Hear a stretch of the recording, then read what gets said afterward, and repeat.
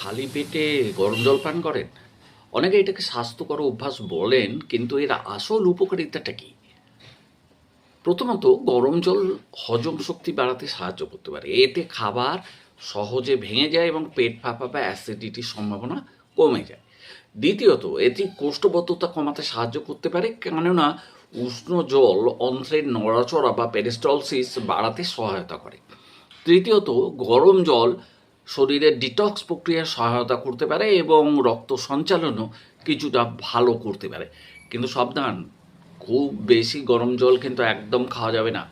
অতিরিক্ত গরম জল কী করবে না, আপনার খাদ্যনালী বা এসোফেগাসের ক্ষতি করবে, দাঁতের এনামেল দুর্বল করে দেবে এবং যাদের অ্যাসিড রিফ্লাক্স আছে, মানে গলা দিয়ে উঠে আসে আর কি, তাদের সমস্যা বাড়িয়ে দিতে পারে।